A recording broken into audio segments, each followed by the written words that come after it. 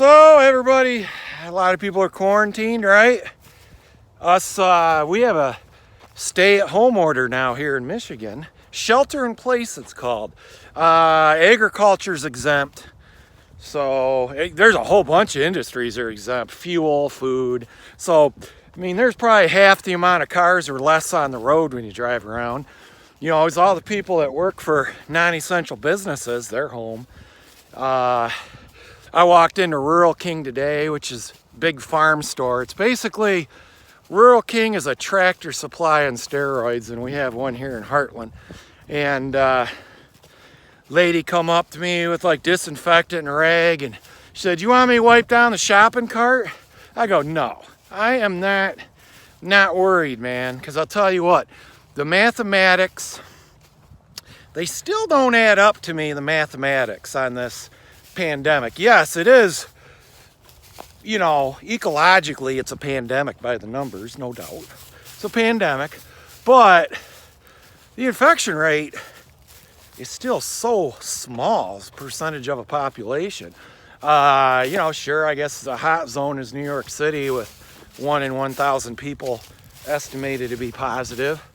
But now keep in mind, there's a lot of asymptomatic individuals building up herd immunity. That'll slow the virus down.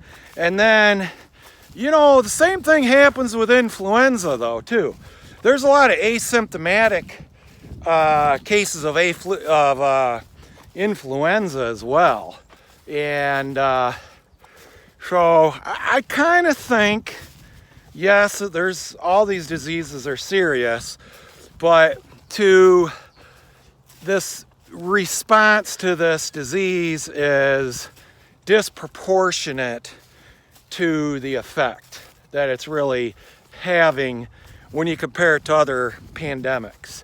I think when they have actual good data sets, because you know the math is meaningless now because we really don't know how many people are infected. We obviously do not have the test kits and stuff like South Korea had. So, you know, where they basically blanket tested the whole population. They're telling us now, if you're sick but you're doing all right, stay home. Don't even come in. We don't want to waste the test on you. But yeah, I just think it's disproportionate. I think at this point, you know, if you're a compromised person, elderly, maybe it's better they quarantine themselves, but the rest of us need to go on, because you interfere with an economy this size, people die. I mean, anything from lack of medical care, people are afraid to go to the hospital or turned away, not being able to go to the old folks home and supervise your elderly family members that might need your help. Who knows, suicide rates. I just think, yeah, I am not afraid of this at all. You know, I guess if you're healthy, you're probably not afraid. If you're not healthy, you're probably scared to death. But I'm going on as usual, you know. How about the rest of you? You guys, any of you freaked out about this? You know, I'm seeing it all over the board. I know people are pretty scared, usually older people. And then I know other people, they're like me. They're like, man, it don't add up. The mathematics doesn't hold up. I don't think there's a conspiracy theory or a conspiracy to get it all crazy. I just think how it got presented by the media blew it out of proportion. Because, you know, we've had swine flu, you know, avian flu. 20 to 50,000 people a year already have died. Well, they estimate on the low end 22,000 people, the CDC says, died in the US this flu season. But the estimates could be up to 50,000 because for some reason they don't really report the flu except in pediatrics.